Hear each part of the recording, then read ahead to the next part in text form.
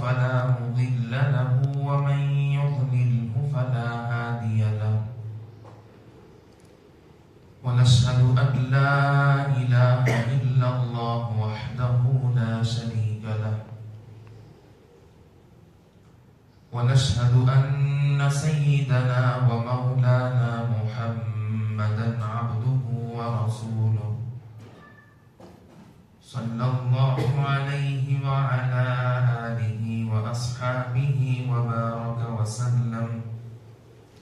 وبارك وسلم تسليما كثيرا أما بعد فأعوذ بالله من الشيطان الرجيم بسم الله الرحمن الرحيم فمن يعمل مثقال ذرة خيرا يره ومن يعمل مثقال ذرة شرا يره وقال النبي صلى الله عليه وسلم المسلم أخو المسلم أو كما قال عليه الصلاة والسلام رب اشرح لي صدري ويسر لي أمري واحلل عقدة من لساني يفقه قولي رب اشرح لي صدري ويسر لي أمري واحلل عقدة من لساني يفقه قولي صدق الله العظيم وصدق رسوله النبي الأمي الكريم. محترم معزز مکرم سامعین کرام، اللہ تبارک و تعالی نے ہم تمام کو آج جمعۃ المبارک کی سعادت مالا مال فرما کر یہاں جمع فرمایا۔ اللہ کا بہت بڑا احسان اور کرم ہے کہ اللہ تبارک و تعالی نے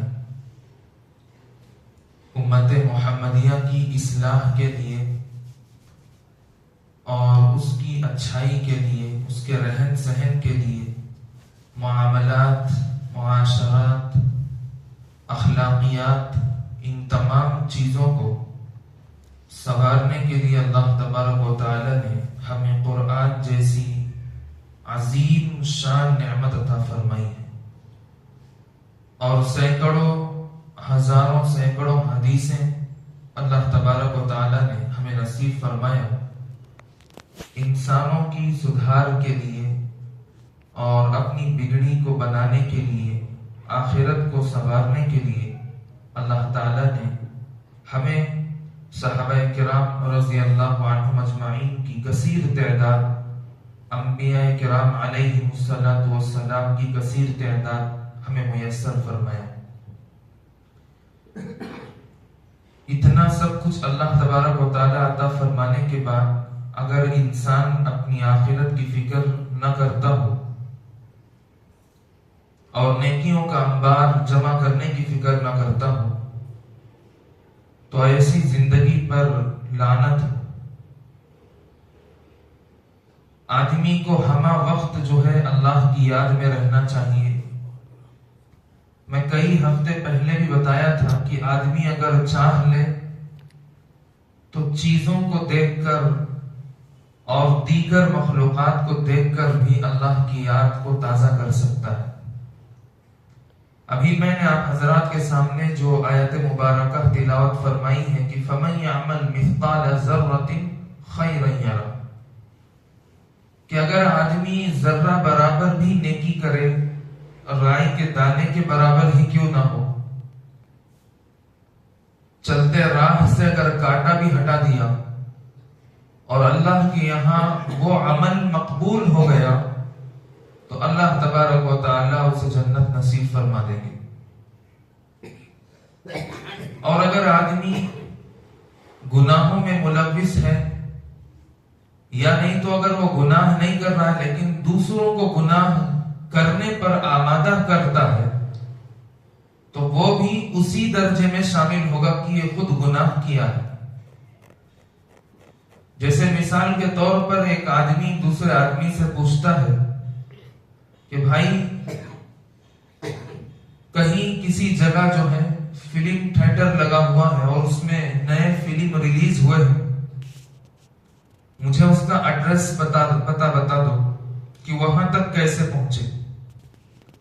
اگرچہ بتانے والا خود آدمی نہ گیا ہو، لیکن وہ راستہ بتایا اور یہ آدمی وہاں جا کر فلم کو دیکھا، ناچ گانوں کو اور گانے بجانے کو سنا اور دل میں چسکے لیا اور گناہوں کا انبار جمع کیا، تو یہ گناہ صرف اسی تک نہیں محدود رہے گا،